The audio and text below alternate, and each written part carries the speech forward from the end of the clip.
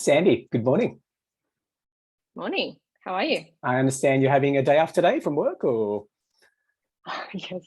So Google, I work for Google, and they Yeah. are they're very lovely when they offer what they call a global reset day. They've been called Wow. things like well-being days. And the nickname for them at the company is we call them Sundar days. So Sundar days. Sundar days. Yeah. So Sundar announces it. It's always lovely when he announces it. We prepare what we're going to do for the day. So I've got a bit about doing this with you. Lovely. And then I've got a couple of things, meeting up with a friend for lunch that I haven't seen in about 4 months, Wow. which would be nice. And and then kind of gonna head to the pool, do a few laps, all that kind of stuff. I like it. I like it. Is this sort of a monthly thing for Oh Sundar no. days, or how does it No, sort of work? no. How many have we had? We had two or three last year, and then Yeah. some of the departments have an extra one depending on how hard the department has been working, or if they're gearing up for a launch or something. So I think I had Yeah. about 3 or 4 of these in 2021. Some were Wow. company-wide, some were department-wide. Yeah. This is our first one of 2022. How do you feel? But we expect more to come. Not monthly. How do you feel? Is it nice to have these sort of days off where you can sort of recharge and sort of do your own thing, or?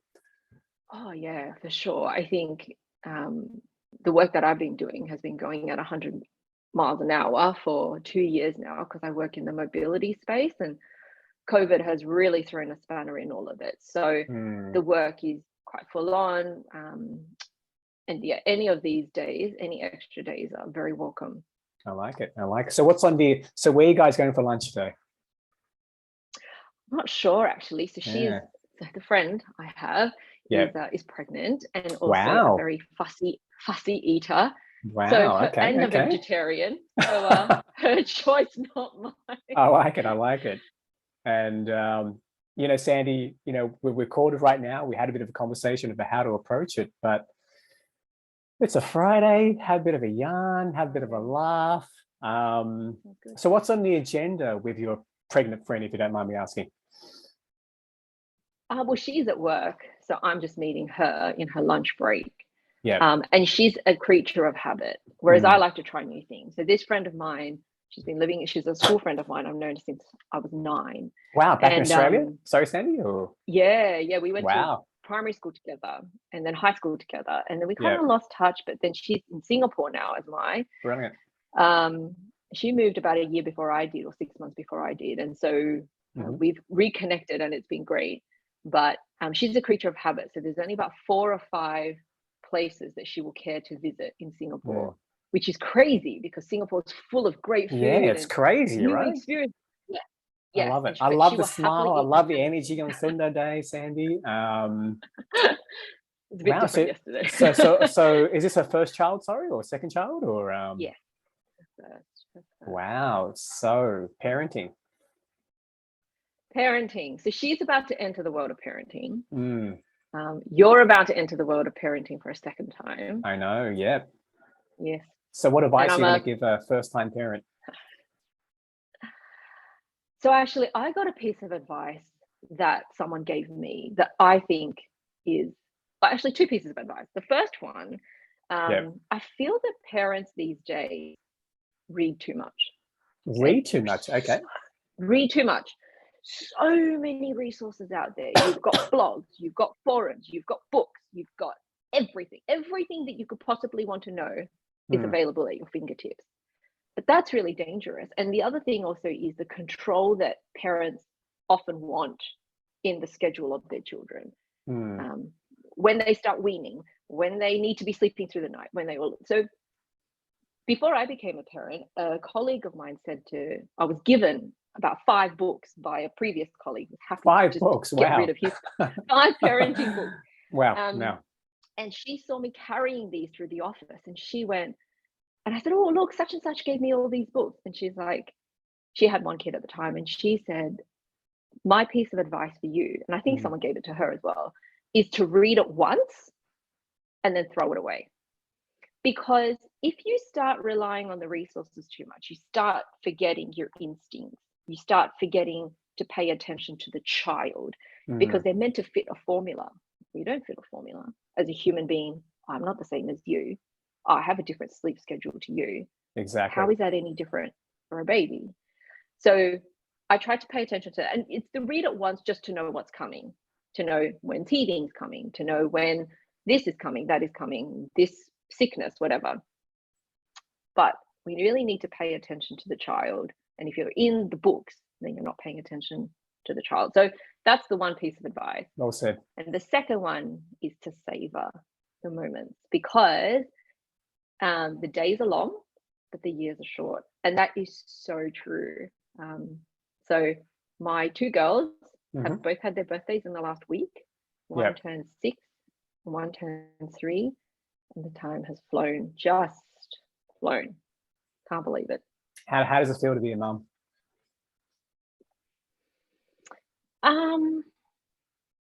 I waited a while to become a mum. I think what a lot of us do these days, right? Like, we want to build a career, we want to have the relationship with our partner first. And yeah, so we waited a while to decide to start a family, but it was the best thing we could have done at the time we did it. I think if we did it any earlier, I would have struggled to find my identity through it all, because I would have been like, oh, but I haven't done this thing or that thing, or we did everything we could possibly do that was difficult before we decided to have a family. We went on a 5-month honeymoon when we got married. Wow.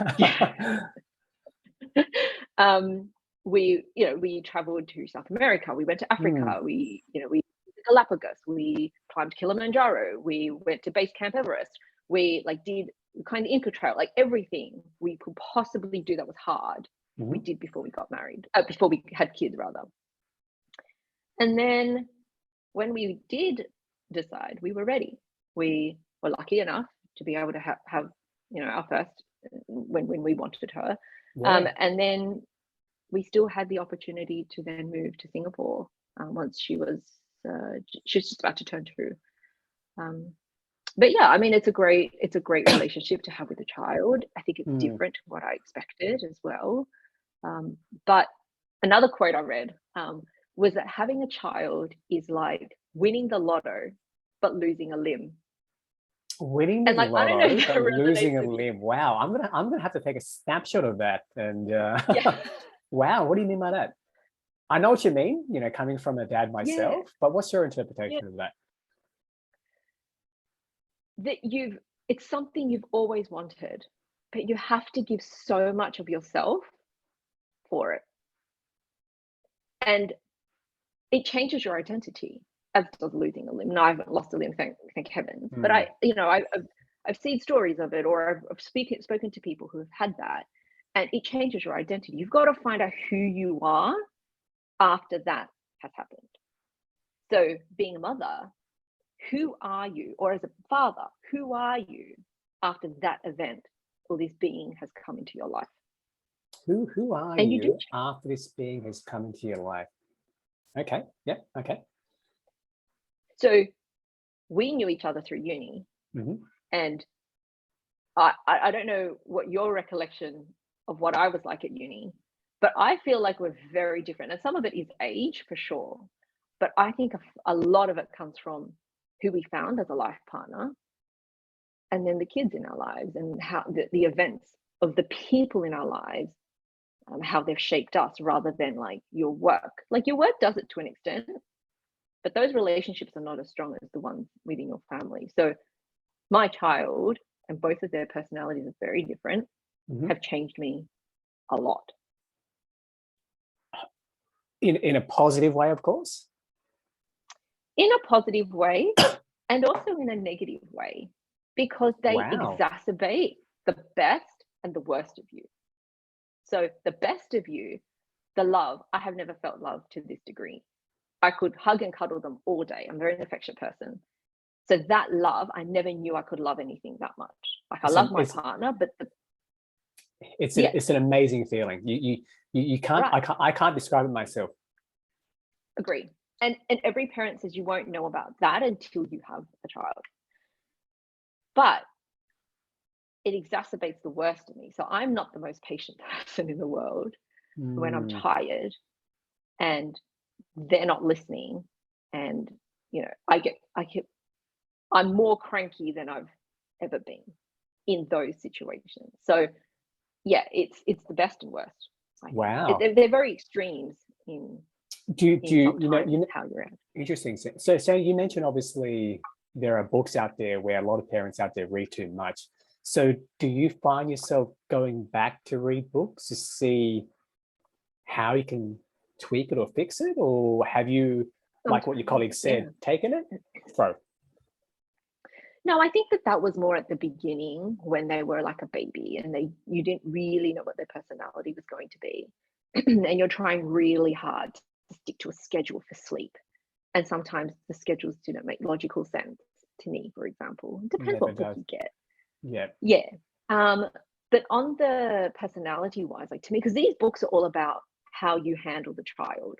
It's very methodical. It's very A, B, C, 1, 2, 3. Right. But kids don't fall into that. No. So I think those books are like, it gives you a snapshot. But for me, when you talk about what do I do now to like change, like when I notice the bad behavior or the negative attitude that I have, then yes, I will look into that. And something that I sent to you a couple of days ago was this podcast that a friend sent to me about overfunctioning. And this is a term that a lot of psychologists use about, you know, feeling like you have to be the one that does more. Why can't you just ask for help? Why can't you hand that off to someone else who's more than capable of doing that? So I think I'm working on that aspect, because particularly after a second, and this coming back to the advice, having a second child is really hard, because now it used to be 2 adults or potentially 3 adults, depending on how many people are living in that household with you, looking after one child. Now it's 2 adults with 2. And that is really hard, because it doesn't mean that you can split your time 50-50. Sometimes they need 100% of your time for days on end, and the other one gets nothing. And so you get really stretched, and it's really tough. And some kids are more difficult than others, let's just be honest. And so, yeah, so my second child changed me a lot more than my first did. And actually, I was listening to an interview that Meghan Markle did. And she was saying that 1 child is like a hobby and 2 is parenting. And that really resonated with me, because we loved every experience we had with Zoe, our older one. We were able to really indulge her, you know, really because you could focus the time, you could tag team with your husband. Yeah, 100%. Second one comes along, and she was a lot more. I don't like to use the word difficult, but I just can't think of anything right now. She was more. She had more needs, and so I wasn't prepared for that, and it was really hard. I think maybe my expectations were a little too high with the first. That it was fairly straightforward. I mean, it was difficult, don't get me wrong, but it was fairly straightforward. Like she ate well, she slept well, she didn't get sick often. And then Ava came along, and she was completely the opposite, and her personality is completely the opposite. So yeah, I don't think you can, and I wasn't very adaptable. And the other thing I wanted to mention with the second is I had her in Singapore. And so the first I had my friends, my family around, and then the second we had moved here and I had her here, and my support network was gone. And so I think I, you know, suffered from some postnatal depression as well. And so yeah, it was like a lot of hormonal issues. You were on your own, is that correct, Sandy, in Singapore? Yeah. I mean, like I had some friends here, but they weren't to the same depth of friendships you have at home. I think people said to me, because I have hired help here in Singapore, as you know, in Asia, hired help is quite affordable. So I had a hired helper, but they're there to do the chores. They don't lend support. It's a different thing altogether. Right. And so she was able to help out so I could take a shower, but it wasn't to the degree of the friendships and the mums groups. And it's the emotional support, really, at the end of the day, isn't it? Yeah. So, And my husband was busy with mm, Zoe because she was 3 at the time. So yeah, I mean, all of those factors play a part in how I've reacted to the last or the parenting journey. do you think it has the same effect on your husband? Or is this more you No. trying to navigate this journey? Um, so my husband is an incredibly laid back guy. Everything, I don't think anything in life has phased him. But particularly in the time that I've known him, he's extremely confident. He comes from a like a very secure family in terms of family relationships, bonds, etc. He's also one of 4 boys. He's the Mm. youngest of 4 boys. And that makes a huge difference because he didn't have girls around growing up. He didn't see emotion. And now he has 2 daughters. And sometimes he's like, why is there so much crying? Or why do I get so emotional? And so I think he wasn't really used to that. And I think he's had to see it a lot differently from my perspective. A lot of it, I think, is hormonal. I think a lot of it is he's very practical about it. Well, just let her cry it out, or just if she doesn't want to eat, don't So be eat. it. She's not going to starve. Yeah. Whereas I'm like, trying to prepare 3 different meals to see if she'll eat one of them or half of one, and he's like, why do you do that? So Mm. I think he doesn't have the same personality as I do. I think it probably, I don't know how well it's come across, with quite type A personality who kind of wants to control something or the situation. So I'm working really hard at that. But he's like, it's fine. That'll be fine. Don't worry about it. Like, it is fine. So he is very relaxed. And I wish I had more of that. I'm trying, but it's really hard. I think Mm. sometimes my stressing out stresses him out a little bit as well. So it festers in the household when there's a lot of high tension. But one thing that we never do, is go to bed angry at each other. We talk it through. That's lovely. We talk about the stress, because if you do, you never have a good night's sleep and all those things. It's But I terrible. mean, what about you? Because you have a very jovial personality, and are Yeah. you the same as a dad as well? Parenting has so many facets to it.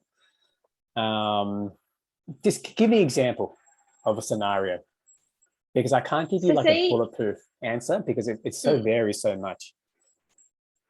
so say your child just doesn't want to eat his dinner. Is just not interested, running around the house, just pushes the bowl away, Mm. doesn't want to sit down and eat his dinner. And he's hungry because it's dinner time and he hasn't eaten in several hours. What do you do? I think you made a good point where your personality comes out, right? It either exacerbates it in terms of the positive, or it really strengthens the other side of the coin, so to speak, right? So for me, my son, I'm very big on discipline. Okay. Discipline, focus. If you're speaking with someone, if you're eating, you're playing games, right? That's what you do. You focus. Yeah. You sit down, you do it, you give it your 100%. Excuse the term, there's nothing half-assed. Yeah. So I think inevitably when I speak with my son, he does it all the time. Mornings, lunch, dinner, he's always distracted. And fair enough, Yeah. A bit of a caveat sometimes, Sandy, is that I need to take a step back and realize that my son's only 4 years old. Yeah. And discipline, focus is words that don't make sense to him. So getting back to your scenario and how I approach it is that I'm pretty firm. Son, if you're eating your pizza slices, you sit down and you eat it, you do not move. You focus on the task at hand. If you're speaking to grandma about something and you need help, you say it to grandma, you focus, you get it done. No going around all around and running up and down, and it's crazy, right? So for me, yes, I do raise my voice sometimes, Sandy. But I'm very conscious of talking to my son, even though he's 4 years old, but he's very sharp. He's very observant. I sit down with him, I go, son, we need to do this because of X, Y, Z. So I try to rationalize it. And I come from a family, Sandi, where when I was growing up, each to their own. Naturally, my dad was raised a certain way and so on, no judgments. I was never really allowed to talk back, so to speak. Oh, same. But, no right or wrong here. I'm not here to judge. Now, when it comes to my son, if he talks back at me, I go, okay, son, that's fair. Why is it that you said X, Y, Z? So I try to rationalize it. Needless to say, he's 4 years old, so it works probably 5% of the time, maybe less. But I like to believe that I'm instilling discipline and focus, because those are values that I find very important. And that's how I handle that particular situation. Right. Yeah. I mean, I think that that you just reminded me of a situation. I was talking to a much older cousin of mine who had 2 kids at the time. I said, well, I remember talking, but this is way before I had kids, and I said, how do you discipline them? And they don't smack. I mean, that's not how she wants to raise her children. But she said they would have meetings, and her kid was 2 or 3 at the time, her younger one. And I said, do they understand? And she goes, and like you said, maybe she understands 5% of what I'm saying, but next year she'll understand 10%, maybe more. And it will stick. So she will pull her aside and she would talk to her, and trying to get her to understand. And that she says it's a lot more work for sure. But it lasts longer, because it starts instilling. Whereas I think I don't know what it was like in your family, but in my family and many ethnic Asian families, or many families, it doesn't matter what race you are, that smacking was the norm. Hey. And that's how you discipline. And that's, that's to each their own. But now I think we have to be better. We have to be smarter about it. We've got to really try and nurture the child. So discipline is not just discipline. Discipline comes with nurturing as well. And so it's multifaceted. For sure. So I'm trying really hard at that as well. I mean, I lose my temper a lot faster than my husband does. But we try and talk it out, separate them from the situation, close the door, take them away from the situation that they're upset about. When her sister's snatching her toy, the older one, if Ava, my younger one, is snatching her sister's toy, which she does often, sometimes she gets very upset. She'll, so take her away and let's talk about it. Why does she do that? What can you do? Those kinds of things. And it's harder, but you have to often remove them from an emotional situation. Otherwise, there's no point talking to them when they're super upset about something. So we try and do as many things as we can, and we try to be consistent. But it's tough. Can't say it's the same every day. There's no right or wrong. I actually went to a parenting course, Sandi. Did you? It was actually like an 8-week parenting course that I went to every single week. Did you do this before the kid came along?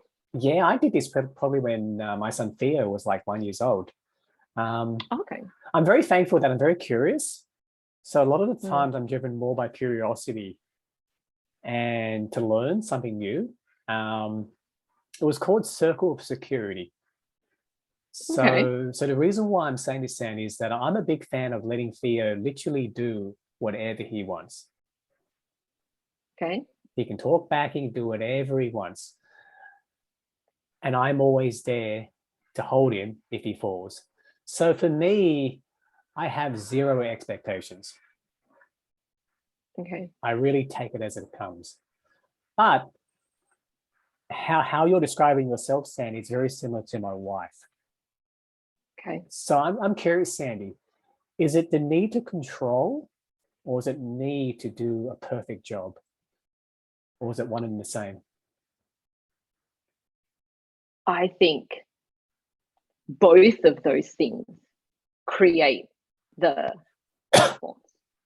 So the need to control it, because you've lost a lot of that control. You have a human being that won't listen to you at the time you want them to. They're not following your schedule, which is ridiculous. Like you said, you know, you're very young. Wear a watch. You need to wear a watch. Yeah. I mean, my older daughter loves her watch now, so she knows what time bedtime is and things like that. But yeah, like it's that. So it's the need to control, I think. But also, if we come back to doing a perfect job, we have been brought up in, especially in my family, to be excellent at everything you do. To excel, to achieve. Yeah, for sure. To do all of that. And yet, as a parent, how do you rate that? How do you rate that you're doing a good job? No one's giving you a report card. No. So how do you respond to that? And also, when you're not doing well one day, it can seem like the worst thing in the world when your child says something bad to another kid, or hits another kid, or falls over and completely scrapes their knee, and it was because you had turned your back for 1 second to check a message on your phone. Like, whatever the case may be, you feel like you failed. And it's a huge amount of expectation on a parent. Wow. I agree. It's very hard to not have that when you've always been good at what you do, or you've always worked really hard at what you do. And it's always been a linear or an exponential achievement to get to the goal. What is the goal of parenting? Don't know. Is it to let them eat all their food, to make sure that they're a healthy human being? What about their mind? What about extracurricular activities? What about excelling in one thing? Dance, music, art? Like, what is how do we compete with the person next to us who's doing piano lessons and swimming lessons and tennis lessons? Exactly. Is and that so I think all wow. of that, yeah, it's hard. Is it an upbringing thing, Sandy, where you have that need to go, you know what, you know, career tick, marriage tick, travel the world tick, parenting, I got to get that tick? Yeah, I think so. I think also we don't ever hear the words, "You're doing a great job," as a parent. Who's going to tell you that? Your kid's not going to say that. You're not going to get a report card, by the way. No trophy. Nothing. You'll get nothing. Yeah. So how do you know you're doing a good job? You don't. You kind of just have to wing it. But a lot of the time, I think something that I started to really pay attention to postpartum is what I was looking for. And there were so many times that I have many mum friends who sent a message or a call or came over and just gave you a pat on the back and said, "You're doing an amazing job." And I try and identify in friends. I saw a friend of mine who I used to work with, and she was excellent at work. She had a child, and her Facebook post said, 8 hours today, and I have done nothing. And I responded with, "You fed a child 8 times in those early days. You changed a diaper at least 8 times. You whatever it was that you did, you changed their clothes, you did this, you did." I said, that is an achievement. You didn't do nothing. You did everything you could possibly do for someone else all day. That's a huge achievement. You are an amazing mom. And she just broke down, because those hard days where you get no affirmation is so hard. But just for someone to recognize your effort goes a long, long way. And that can be a partner, that can be a friend, it can be a neighbor, it can be a grandparent. Some days it can be a child. I mean, my daughter is so acutely aware of this stuff. She says that, "I think you're doing a great job, Mommy." She says that because she hears me say that to friends. And those days you just melt. It makes it all worth it. You do. Like I can branch this up into so many different facets, Sandy.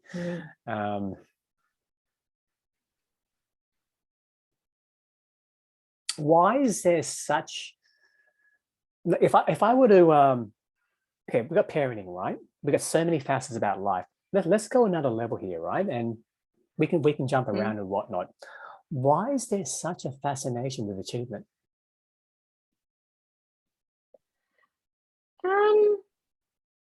why is there a need to be the best? I need to be better. There's nothing wrong with it, right? My angle is that I do find sometimes when, like, I think it is different, when I talk to my fellow friends who are dads and whatnot, because there is a bit of a difference in how we speak, right? Parenting, why there is a need to be a perfect parent, so to speak. Getting back to my parenting course, they made it very clear that good enough is good enough. And and for me, a pat of the, it's lovely to get a pat on the back. It's fantastic. You're doing a great job, X, Y, Z, keep at it. I think for me, just bringing back to my personal experiences, Sandy, I try to remove myself from,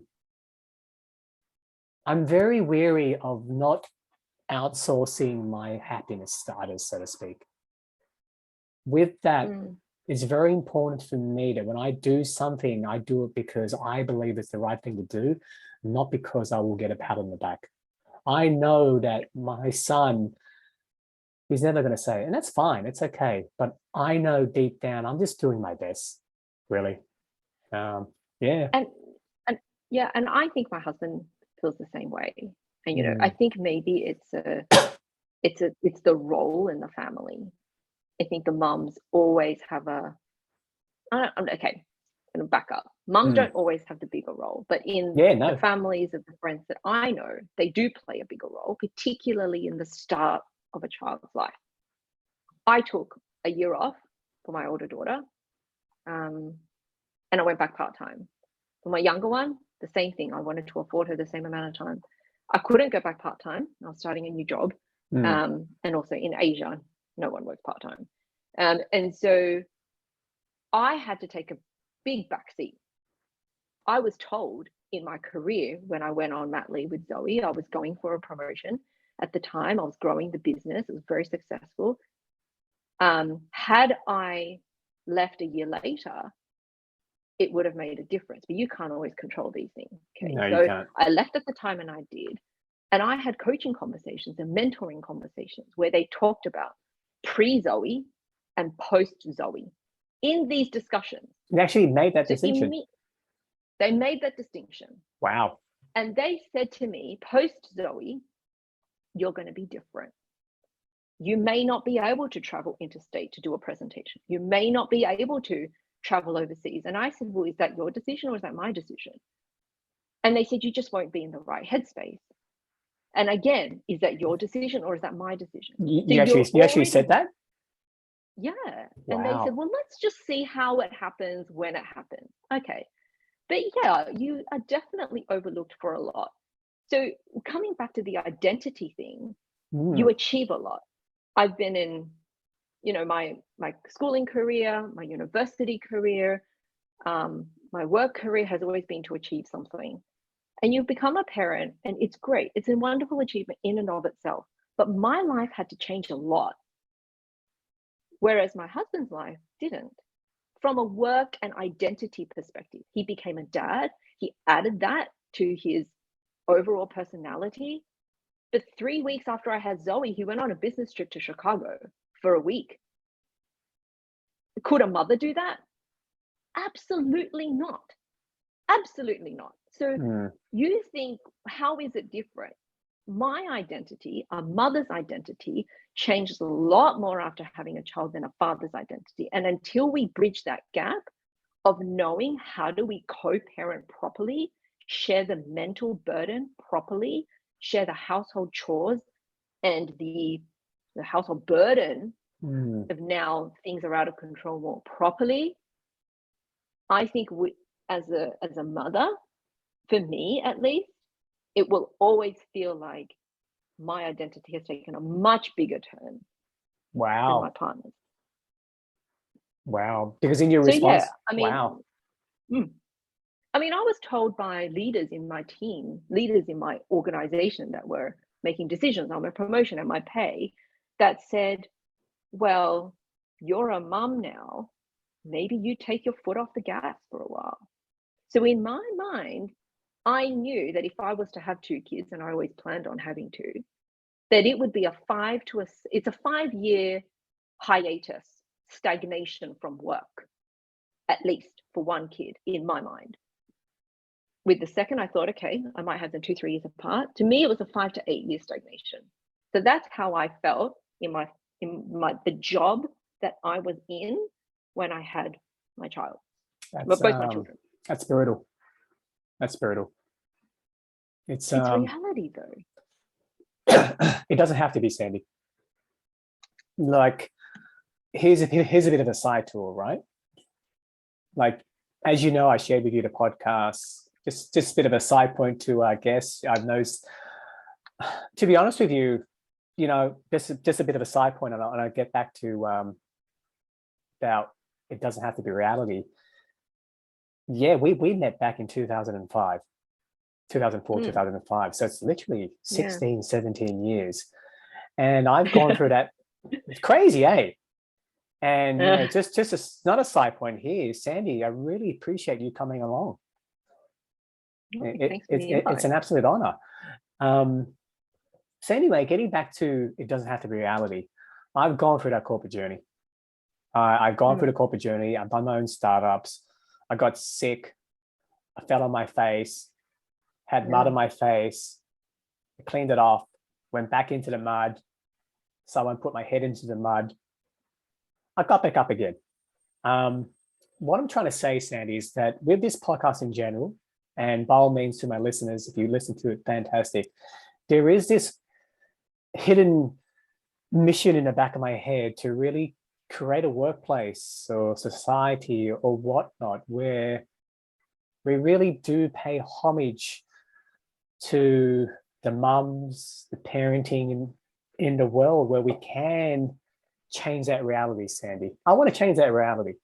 I don't know how we're going to get there. It is very much a societal thing that we do have.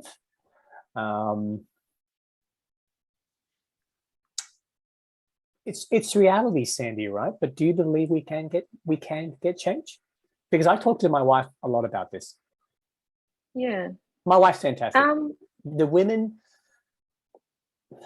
I'm not trying to be sexist or whatnot, right? But you guys are amazing. I see my wife doing what she does. I have such respect for my wife, for the women, what you do. Like, hands down, I was useless when Theo was 1 month, 2 months, 3 months. I probably didn't even build a bond with my son probably a year later. I think my husband would say the same. I didn't know what to do. I couldn't breastfeed. I didn't even know how to hold a bottle. I didn't even know how to hold a baby properly. But I can positively tell you that being a dad is an absolute privilege. But getting back to that question about creating this workplace or creating this society where, my wife always goes to me, you probably read this book, and I think it's from China somewhere, about half the women lift up the sky. Okay. I truly believe in that. I don't want to say half because I don't think you can put a number onto it. Women in general lift up the sky. Simple as that. Likewise for men. So getting back to the whole, it's reality, Jeff. We can. It can change, right, Sandy? It can change.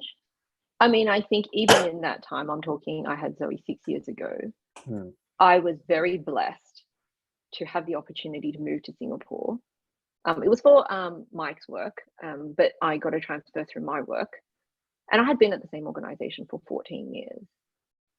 And very lucky to have traveled with that organization too. I went from Sydney to London, back to Sydney, and then to Singapore.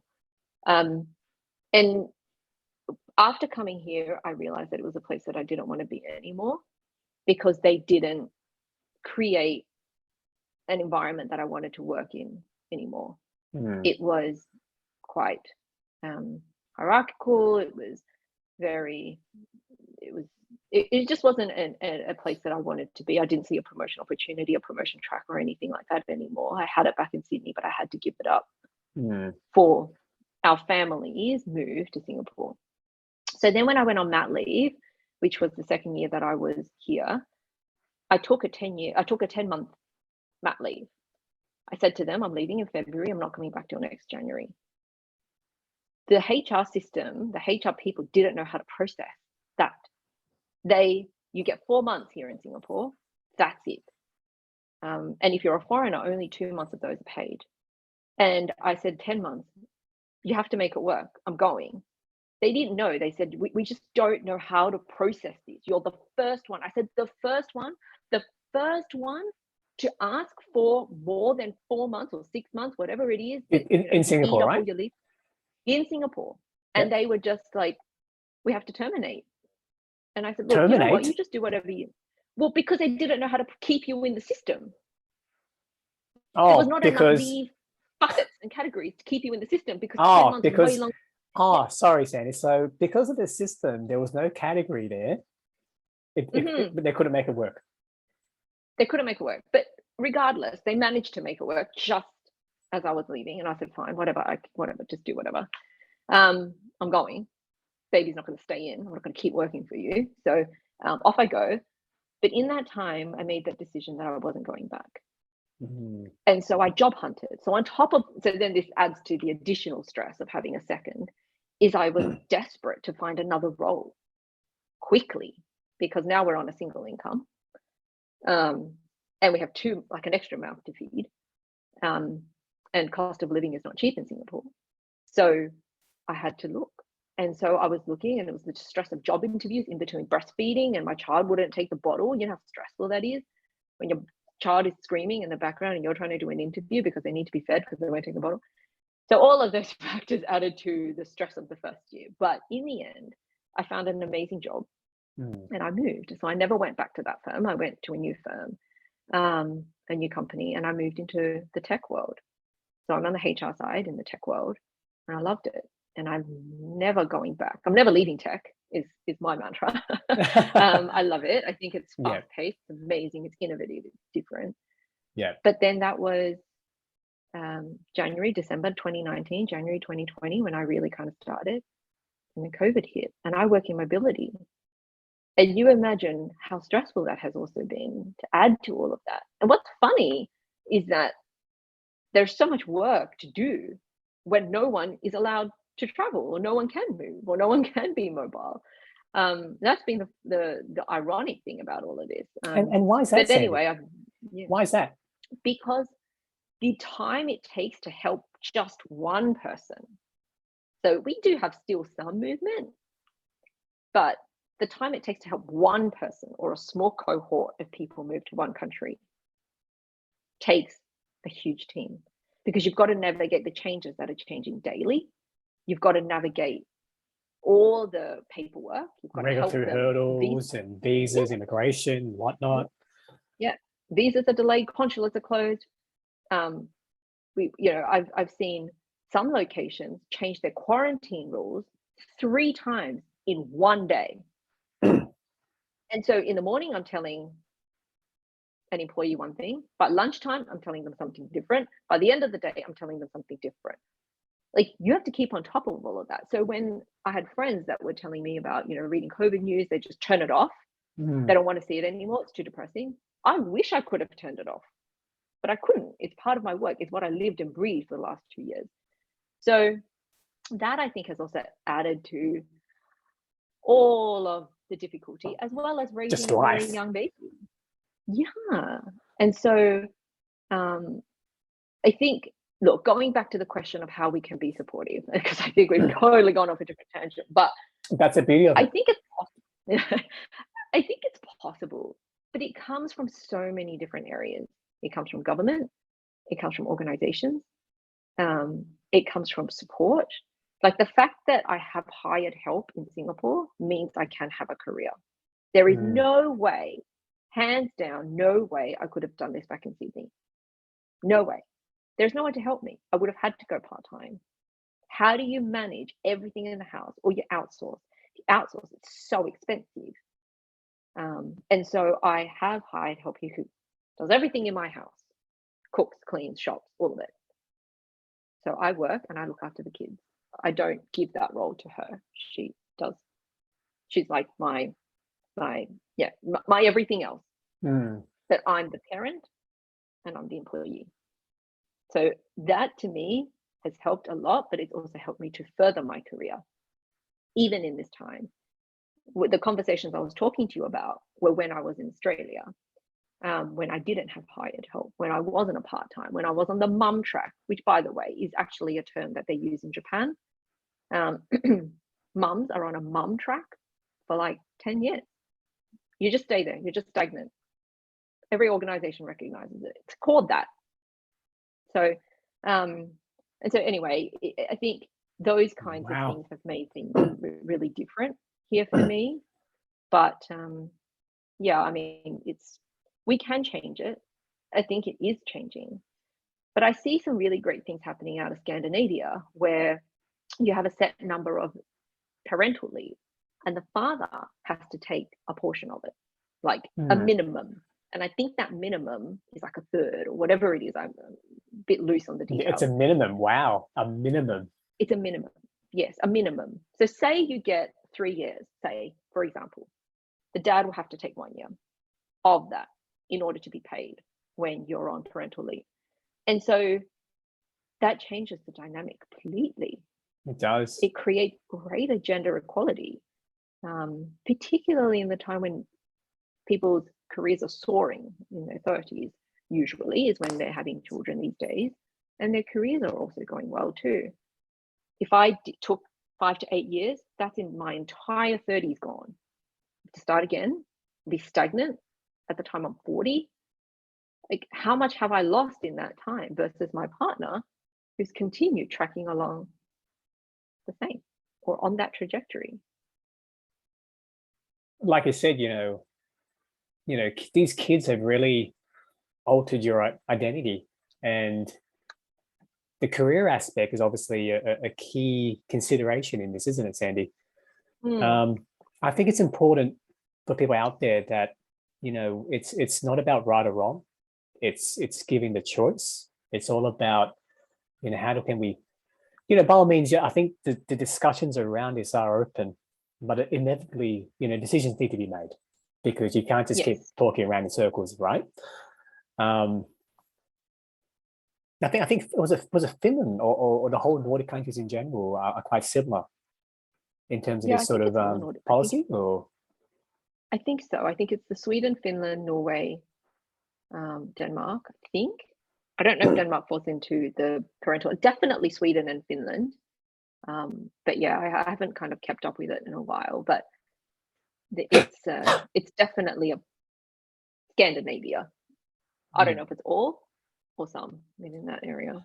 I'm curious, Sandi, right? Because in one of your responses, you mentioned that it's getting harder and harder to be a good parent. Now, by all means, I don't know your unique circumstances. I kind of assume that, with hired help, you've got so much time on your hands, Sandi, that you should be a good parent, right? So from my end, obviously with the inclusion of hired help, you're still feeling that sort of societal pressure yourself, pressure from your peers or whatever, still weighing on you in a way to be I that. Think so. I think so. I think often social media portrays parenting or some sort of aspect of it in a very perfect light, because social media often will just share. You choose what you want to share. Yeah, you completely curate what you want to show, not show, and whatnot. Yeah, correct. So you create an identity that is going to often put you in the best light. Okay, I've decided to kind of not post on social media. I haven't really posted for about a year now. I will like other people's things. I have a little food blog that I do on Instagram, but it has no identity attached to it. Yeah, I don't talk about names. I never have people in the photos. It's just of the food. So it's really just to track where I've eaten because I like food and I forget the good places I've been. So it's really I love food, right? So you're going to tell me what this Instagram is later on. Yeah, hustle, yeah. But yeah, so so I think that there's a lot more pressure because people think that that's it. That's how easy it should be. You should be all made up first thing in the morning. You should wake up at 5:30 in Shoulda, the morning. woulda, Should. coulda. I mean, Yep. other people are doing it. They're waking up at 5:30 and doing an hour of yoga before they attend to their kids and start their high-paying job. Yeah. I woke up at 5:30 yeah. this morning. Yeah, I wake up at 5:30. I'm gonna hit gym for an hour. I'm gonna do this, this, and Yeah, this. The kids will fall in line. yeah. And the So funny thing is that sometimes that can happen. it But can. of course, everyone's different. Yeah. Different I mean, I woke circumstances. up at 5:30 this morning because I had insomnia, which is actually another thing I've been battling lately. Yeah, And I decided to. I'm telling you, I'm still reading *Sapiens*. God, it's taking me so long to it's finish such a good book. because I It's a just don't chunky have much. book, by the way. It's such a good book.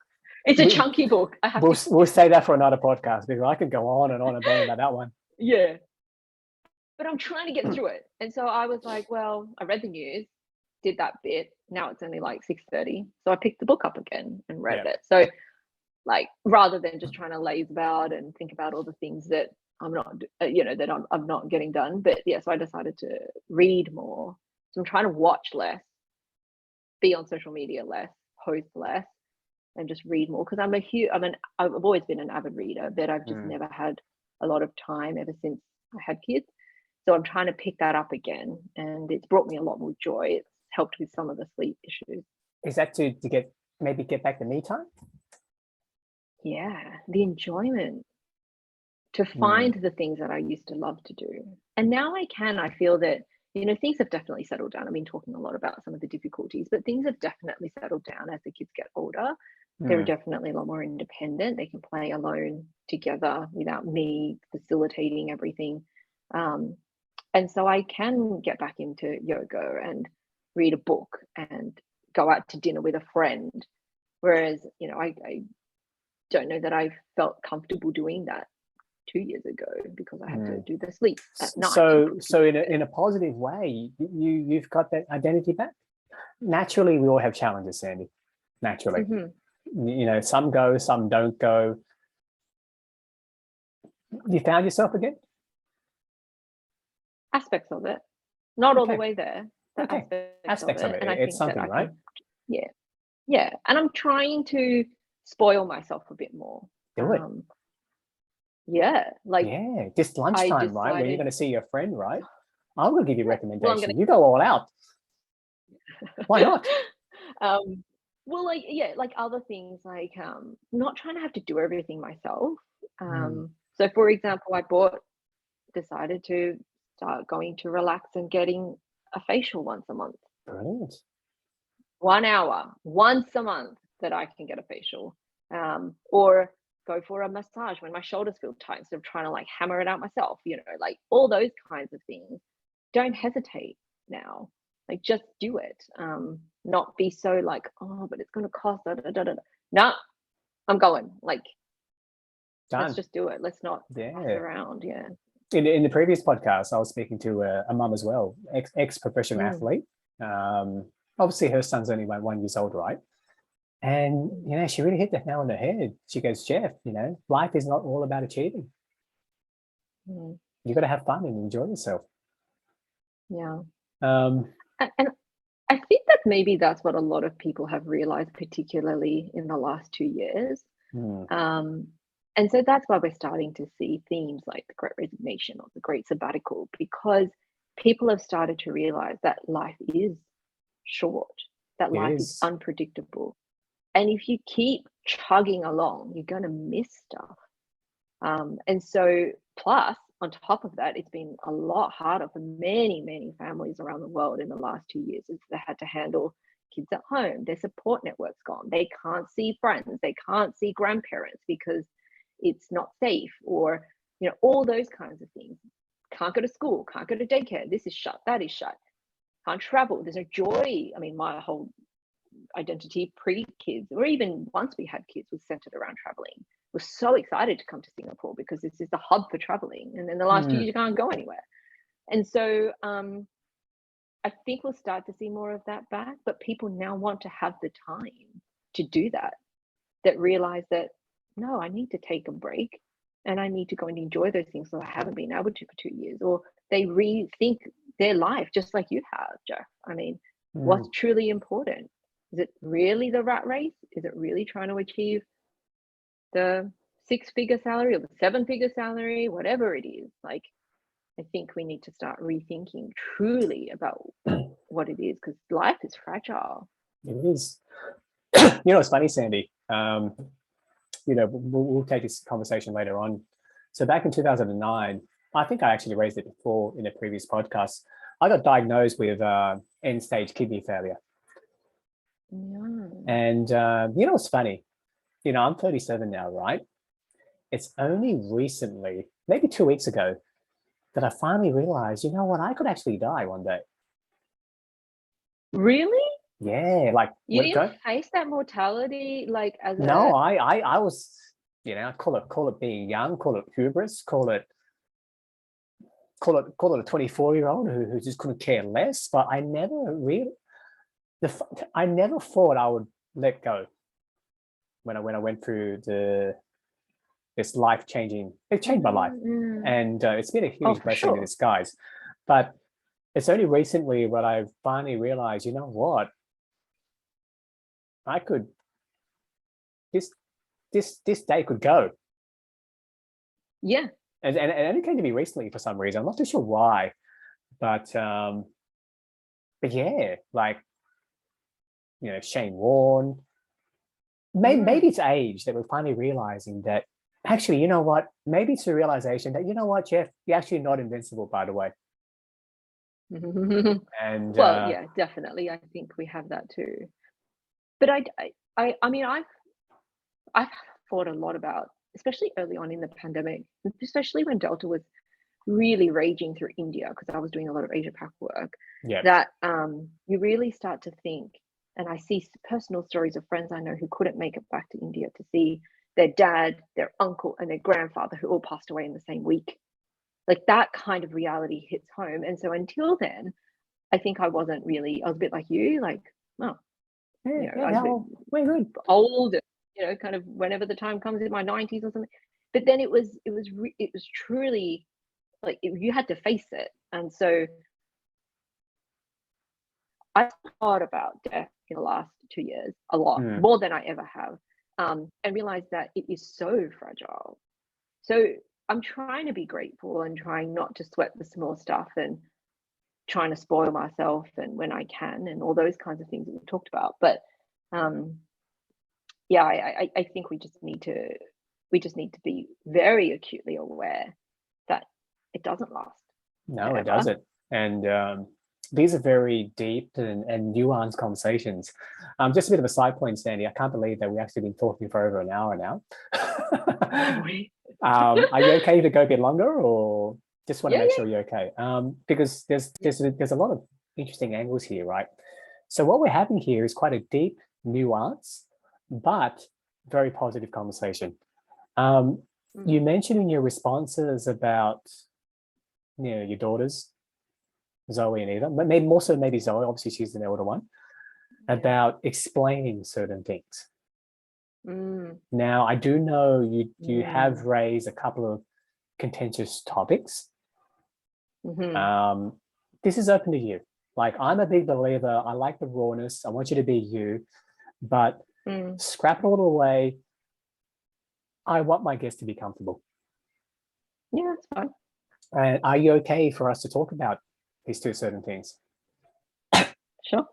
Got it. I know where you're going, but yes, sure. Let's go. Yeah. Because when I, just a bit of a side point as well, when I go through these conversations and I talk to people, and to be honest with you, I need to pitch the idea to people to get people to come along. At the end of the day, I need to create a mission. And not everyone is comfortable with sharing, and that's fine, right? So, Sandy, COVID, Joe Rogan. I'm sure you heard of what happened to Joe Rogan. Yeah. Misinformation. Yeah. You guys are anti-vax. No, I'm not. Oh, my apologies. Oh, But there is the whole sort of vaccination thing. My immediate, yeah, no, I'm not. My immediate family back in Sydney are. So my parents and my sister. Got it. And actually, my AirPods just died, so I'm just going to come off as we're doing this. Not a problem. Not a problem. Oh, hence the whole family dynamics and relationships.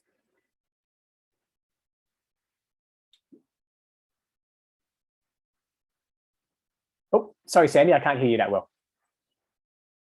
So take your time.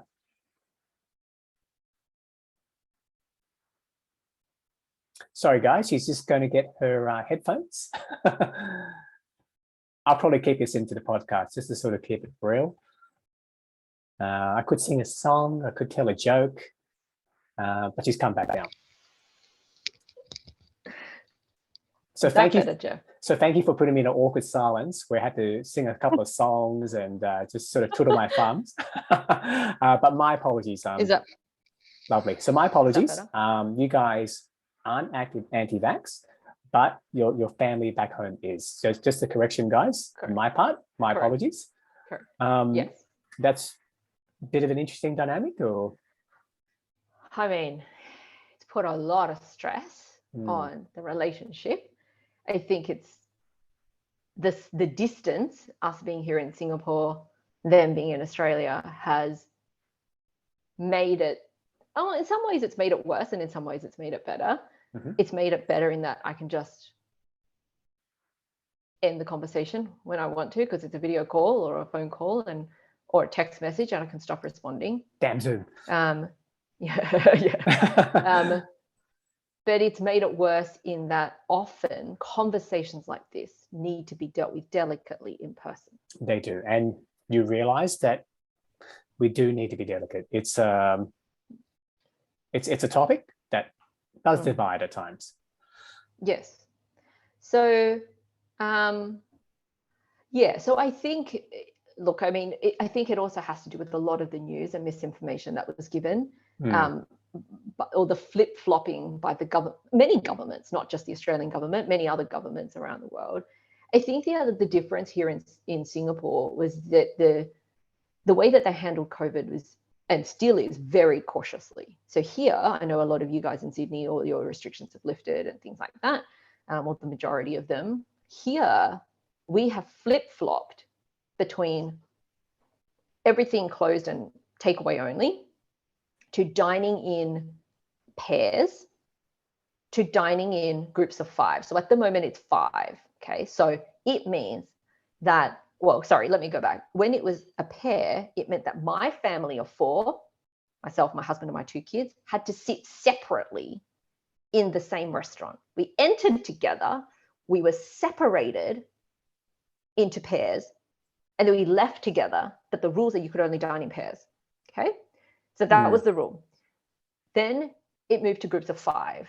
And for a very brief moment, Singapore raised it up to 8 and then dropped it back down again really quickly. Like it just didn't last long. And so now it's 5. So I have my in-laws visiting from Sydney at the moment.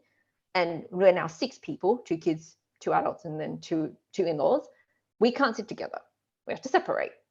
So because it's maximum of 5. And I think that what they wanted to do is to make it, they have people called safe distancing ambassadors. Okay, they're all dressed in red, safe distancing ambassadors on their back is printed, and they go in and they try and make sure that people are distancing. So in a restaurant, they want to be able to look across the restaurant and see it's 2, 2, 2, 2, 2, 2, 2.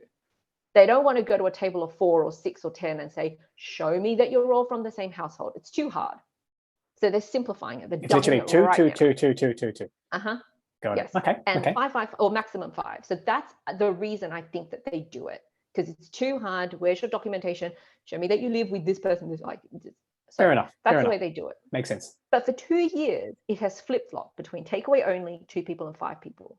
We haven't gone in big troughs and peaks of no restrictions, lots of restrictions, lockdown. It's been like really fairly consistent. Whereas a lot of the countries in the West, we saw the UK lift everything in July, had to impose it again. Sydney did the same, like all of that. Like, so I don't know which is better. I've talked about it with friends. Some people think that the big peaks and troughs are actually better because they have a semblance of normality for a while to then give them energy and a burst. Yeah, give people a bit of hope. Right. But here it's been the same. And also masks indoors and outdoors. As soon as you leave the house, you have to wear your mask. And it's Singapore. It's hot. It's sweaty. Wow. It's humid. Yeah, it really builds up, hey? It's really, can be really gross. So all of those factors have, like, that's what life is. Okay, here it's very restrictive, but the messaging has been very clear from the beginning. It's consistent. In that we've got to impose, we've got to impose these restrictions. Then we've got vaccinations. Vaccinations are coming. They are going to help us. They're going to reduce the severity. They're going to do this. So the messaging has been clear. And it's always pitched to be that goal. Get vaccinated, get vaccinated, get vaccinated. So that messaging has been consistent. We got the vaccinations that people wanted, the Pfizers and the Modernas. Okay. So it wasn't like they mucked that up. It's very clear. They got enough supply. So and it was a very quick. Singapore's very efficient. They did it all. So I'm first vaccine, second vaccine, now boosted, and actually got COVID a month ago. But it was flu-ish like. But you had the vaccine, of course. So that maybe reduces severity, so to speak. Yeah. Correct. So I had the booster, and actually exactly 2 weeks later, I've got 4, by the way. Exposed. Oh yes, because yes, that's right. Well, yeah. Immunosuppressed, right? So I've got 4 of them. Yes. Yeah. And so the messaging has been clear, the goal has been clear, and they've made it very, very strict for unvaccinated people to do anything here in Singapore. And they can impose those rules because protesting is illegal, because it's an obedient culture. Compliance is key. People are happy to be compliant. Which is cool. Mask wearing is not as big of a deal in Asia. It's not taboo, so to speak. Yeah, it's not taboo. So, so all of those factors have led me to be on the track with the majority. Yeah. Okay? Plus, the company I work for is very much in that same boat of get vaccinated, we've got a vaccine mandate, all those kinds of things. Go for it. So contentious or not, that's where it is. My family, my dad is in traditional Chinese medicine, and he has been an acupuncturist since the late 70s. And my sister also got trained in TCM about 15 years ago, 10, 15 years ago. And she's kind of taken a slightly more, well-being approach to TCM. So she's taken it even that extra step of well-being approach to TCM than Dad has. Dad's a bit more traditional TCM. And so that's where I think it can probably be very clear as to the reason why they would be more anti-vax than someone who fits into a life of, being around, in a corporate world where you're seeing people who are helping frame your ideas. They work alone because they have their own clinic. So they're the advisors. They're the health practitioners. They're the advisors. No one's correcting them about the information they're giving. Sure. Okay. So Dad's stance is that I'm not going, I just want more data. That's always been Dad's stance. If I don't have to get the vaccination, I won't. So he's held off.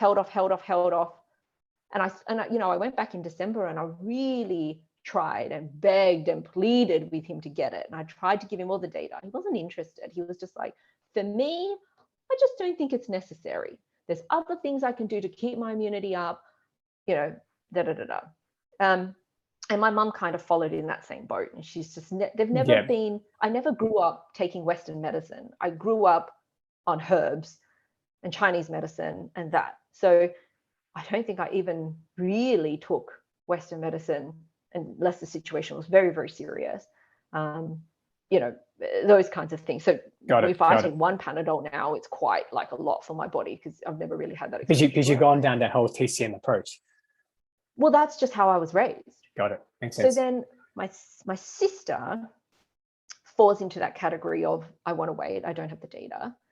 But also that extra step, which I was talking about in terms of the well-being world of, it's funny how this has worked out. It's like the left wing, very, very left, and the very, very right have come together in this way of being anti-vax. And so she believes all the conspiracy theories. She believes all of that. And she sends it to me and I don't watch it. I've watched a few and then it just annoys me.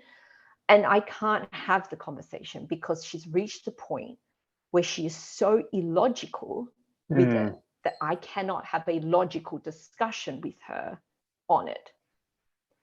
And so I've tried many times, but her personality also is not very accommodating to listening to others. It's always been that case. She's always been like that. Her whole life she's been like that. I think so we reached. Yeah, sorry, Sandy, just sort of no, go on. Brought something back.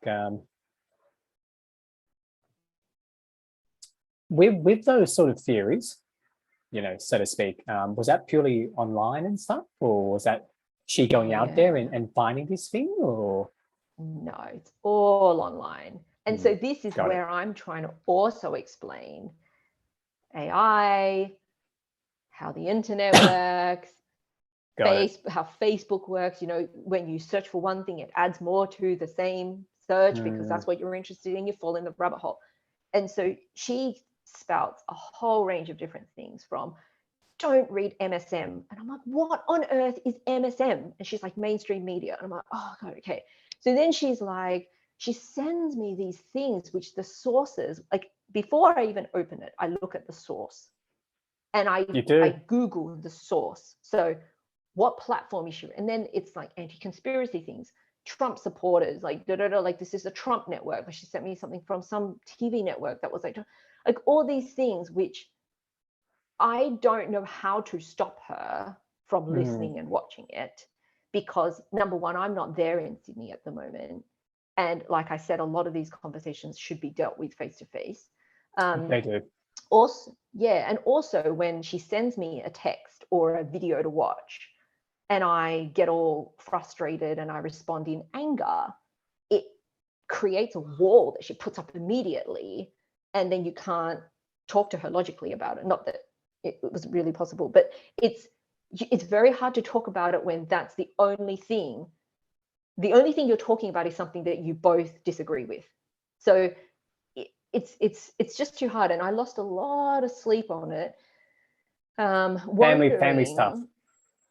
Yeah, like wondering why are they that way? And they don't look, it's I don't want to say it's beyond repair, but and my relationship with them is not tarnished. It is tarnished in some way, but when I went back for 4 weeks this time over Christmas, when you're face to face with someone, you have something to speak about other than COVID. You know, you're talking about the kids, you're talking about where do you want to go for dinner. Yeah. So it felt life conversation felt more normal. So we made a truce that before I went to Sydney, we would not speak about vaccinations and COVID to each other because we're both at an impasse. We don't understand each other's view.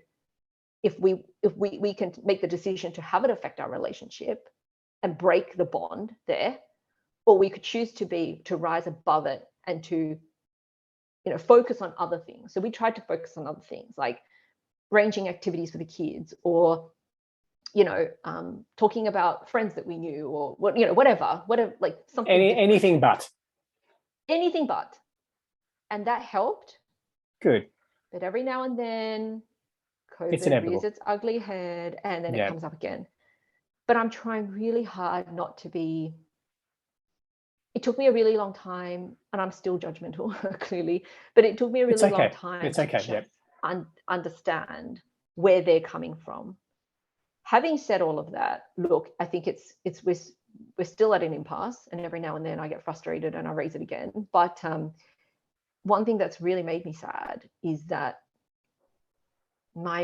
if I want to see my family now, I have to go back to Sydney. They can't travel to meet me anywhere. They can't because travel to come see the kids because they won't be able to come in. Because they won't be able to come in.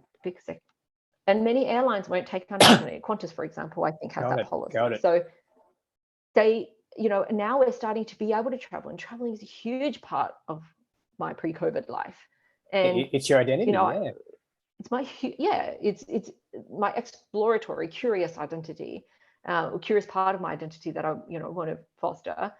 And when I start to see things like, oh, Thailand's open or Taiwan's open, I would love to go. I've been to Taiwan. Yeah. So my husband and I were like, let's go. And then I think, oh, how nice would it be if the grandparents could come along?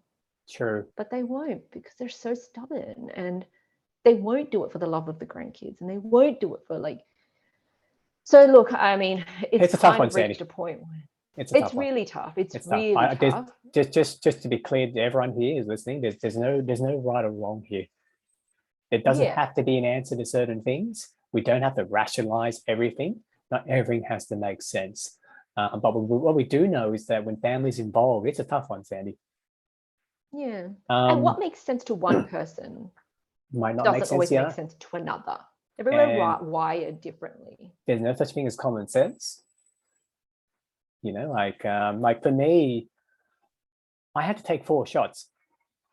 So I'm like super vaccinated, and I'm not saying there's pros and cons or whatever. Right? I'm just saying what it is what it is, right? Yeah. I went as far as researching. I actually went into the research paper behind how the Moderna vaccine and Pfizer was actually created. I read about the spike protein. I read about the mRNA. I actually went pretty deep to understand how this carrier delivers the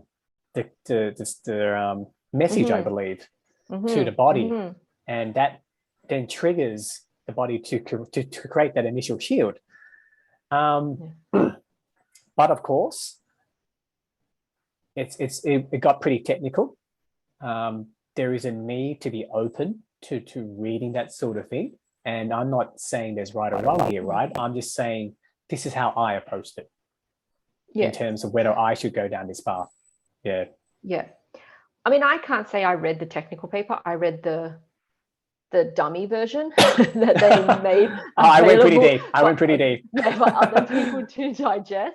So I read a lot about that to understand. But also, at the end of the day, because I was doing this as part of my work, I saw data on a global scale. I saw data. You could see it. I could see it. And so I saw what happened when vaccination rates went up. I saw what happened. And so for me, I feel like it's a civic duty as well to protect those that are more vulnerable than me, children, elderly, immunocompromised. You need to take the front foot. You've got to protect those, because that's what society is. It's your part in society that you have to play. That's to me. Now, some people don't see that. They have different viewpoints. But look, that's just how I felt. So, I mean, there are. I think that there's going to be, pardon the pun, a huge postmortem that's going to have to happen on how COVID was handled as a pandemic, because the inconsistency across the globe, the inconsistency even within you guys called them in Sydney LGAs, or local government areas, were different, and people aren't happy with that much uncertainty. They can't handle that much uncertainty, people want stability. They want the control. Yeah, and that's where I think a lot of this happened, is the lack of control, which came back to our very, very first point that we raised around the lack of control we have on the things that are happening to us. And so, look, we're just going to have to keep working at it, and I have to keep working at it within my family. I hope that one day we will reach a point where we can all come together in a far off land somewhere and it'll all be fine. But in the meantime, we do have to navigate this very difficult space. And having these tough conversations, I'm sure your daughter's asking. Oh yeah. Yes, why can one set of grandparents come and the other can't? And hey, that's a tough conversation. For a 6-year-old. And she's about to go. Yes. And she's just about to go get vaccinated next week. She had COVID back in November, so she had to wait 90 days to get hers. But yeah, so she was fully asymptomatic in November, which was amazing. But yeah, so she's going to get hers next week. And she always, we talked about it a lot. Why is this set of grandparents not vaccinated? She went back to Sydney and said, why don't you get vaccinated? And actually, funnily enough, grandpa, grandma, and to grandma, her grandpa. Yeah, and she actually point blank asked my sister, why are you not vaccinated? And I thought my sister would kind of fly off her handle, and as she often does with me. not with a 6-year-old. Yeah, not with a 6-year-old, not with her favorite niece. But she did say something along the lines. I was quite impressed by the answer, actually. But she said, because Zoe, we have a choice. We don't always have to do what people tell us to do. We should choose what we want to do. And that, I think, resonated a little bit more with me in terms of understanding what her thinking is. I still don't agree with it. But there's an understanding behind it. Yeah, she felt that the choice was taken away, which is the lack of control. Coming back to that point, she's much more type A than I am. And it's the lack of control. Why should I do it? I don't agree with it. Why should I do it? And she's putting a foot down and holding her ground, despite the fact that, to me, you live in a society where you need to do more than what you're comfortable with often. True. It's for the greater good, so to speak. Yeah. For all of those things. Yeah, wow. That's right. That's so amazing, me, Sandy. And, once again, guys, just a bit of a background. We haven't spoken, by the way, for a long, long time. Yet here we are, and that's this is the beauty of doing this, Sandy. No, I think it's great. I want to. We're still going, by the way, but I just want to put in there, guys. I always want to end things on a positive note.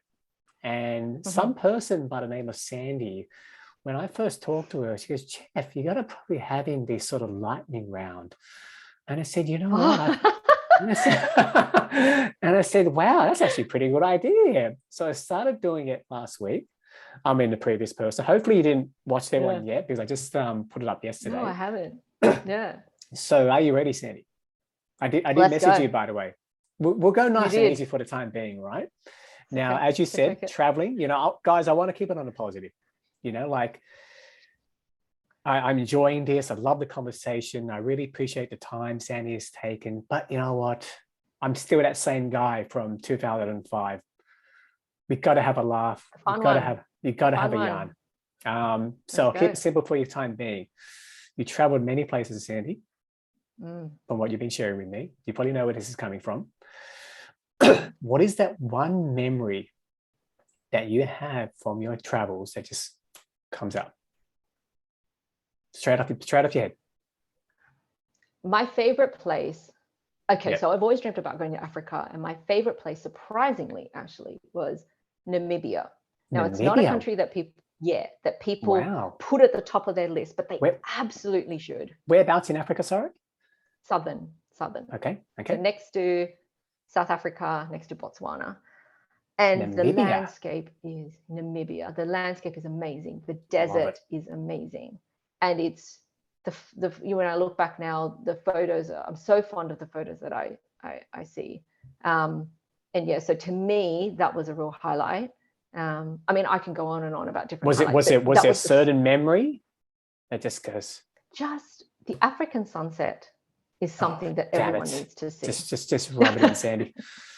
African sunset. But the African sunset. And Love in Namibia, as it's going across that desert, the colors, the beauty, the peace. Is it like massive, I believe? Like it's like in the movies? Like I've never been. Yes. Better than the movies. Rub. Wow. So sunset, sunrise, in Namibia. Sunset in Namibia. Were you by yourself or? No, this was my 5-month honeymoon, and I can rattle off all the other places that I absolutely loved, Galapagos being another one. Namibia. But yeah, Namibia, I'd say. So primarily it was the beautiful landscape of the country. It's just, and just the real feeling of peace when you're there. There's nothing else around. Real feeling peace. Wow. Have you found that in the world that we're in right now? Not right now, but I've found it in other places in the world. Moments. Have you had moments in your life where it's you can replicate that, but in your everyday? Have you had the opportunity yet?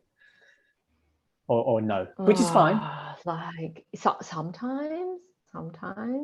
The inner peace, that contentment feeling, is that correct? Or sometimes I think, like, because sometimes when you're just cuddling your kid and they hold that hug just that extra bit longer, that's true contentment, I think. I'm still trying, by the way. He just kicks me. Yeah, my older daughter, she's very still. She's just happy to hug. Yeah. Lovely. Wow, Namibia. Wow. Geez, I gotta go now. So by the way, so you're gonna send me photos of Namibia, number one. Number two, you gotta give me that Instagram where you have those photos of the food. Ready for number two? Yeah. Okay. Now this is a tough one. I thought about it a bit more because I asked it to my previous guests. By all means, it's very difficult to remove your preconceived notions. It's very difficult to remove the upbringing. It's very difficult to remove what you see in life, right? But if you could, by all means, there'd be a bit of bias in your answer. You're no longer working at that tech company. You never had that experience with your previous employer. You're on your own again. You're in Namibia again, Sandi. You're not on your 5-month honeymoon. You're alone. You're by yourself, and you're the ripe old age of 5 years old.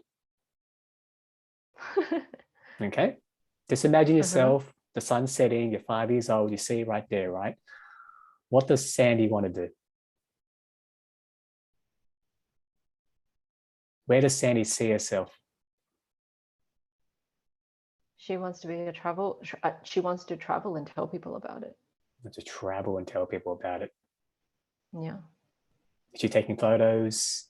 Is she enjoying the food? She's just purely documenting her travels around. You love it that much. Oh yeah, I think I've been to so our goal, and luckily I found someone that shares the same goal as me, is to travel to half the countries in the world.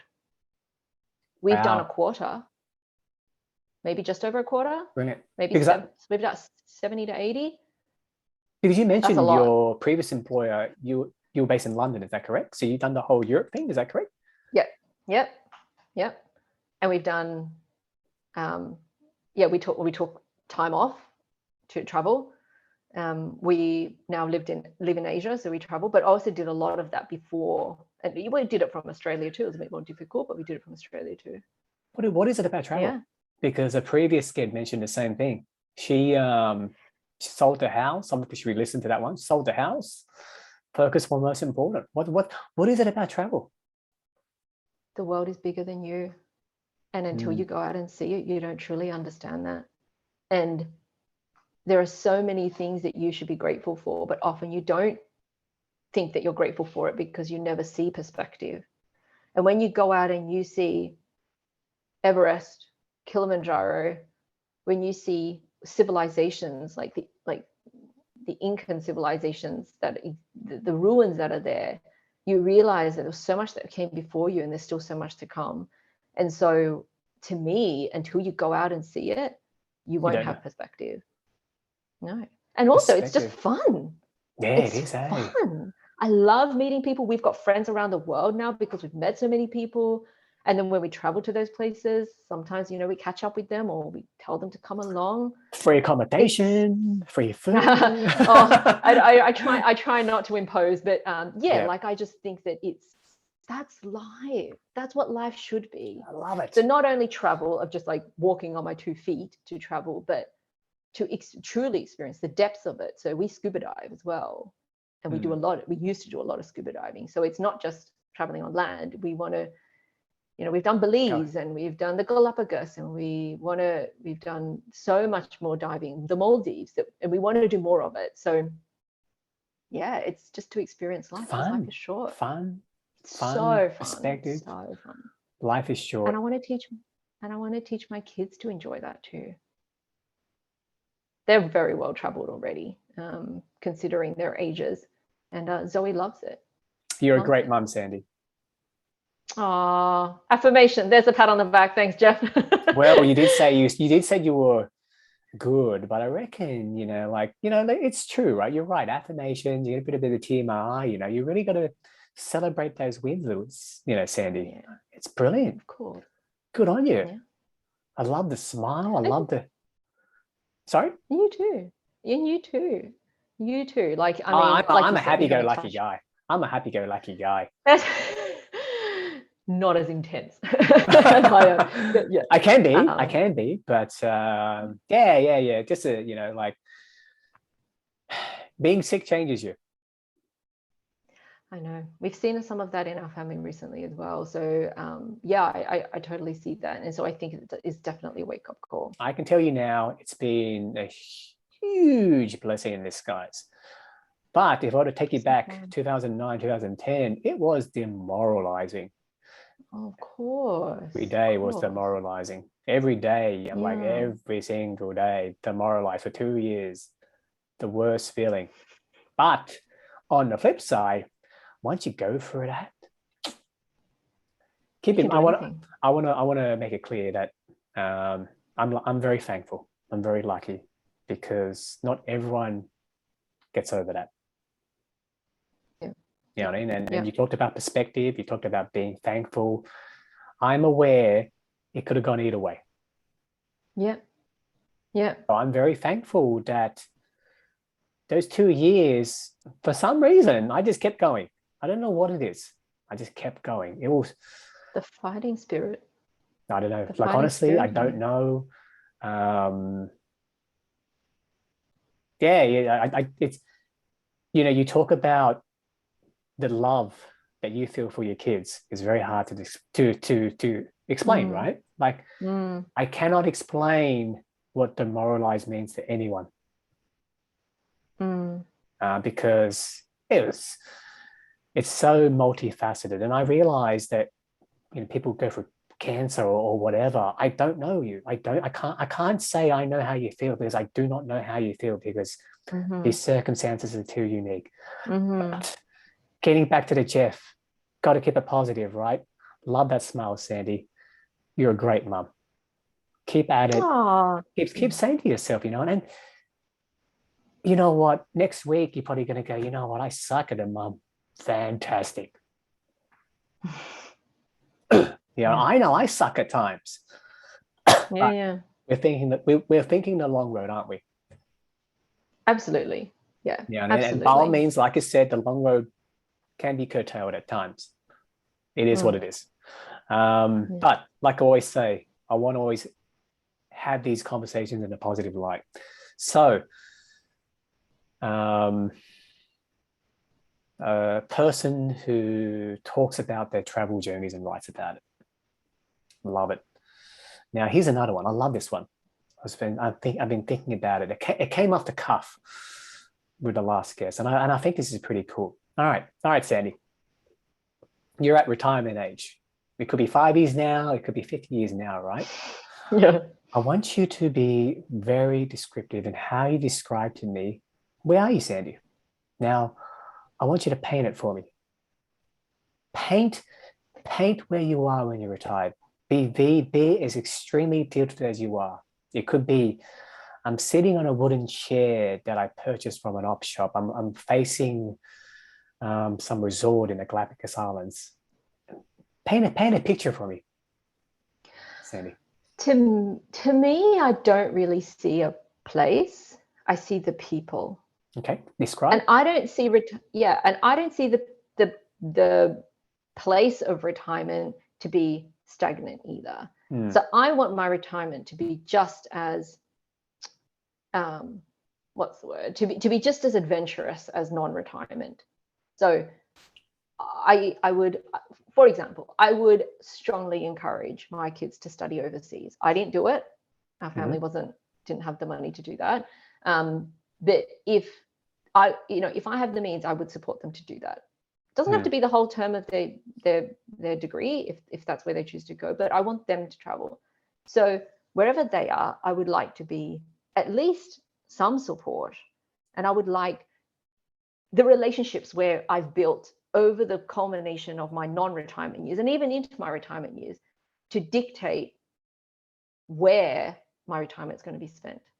Interesting. 1 month in Vancouver, 1 month in Toronto, 1 month in Johannesburg, like wherever it is, I want to follow some of the relationships that I've had, because they're the ones that make me truly remember my travels, and be there and foster those relationships. So I see myself in a bit more of a nomadic lifestyle in retirement than sitting on a beach with my feet up with my fifth book for the week.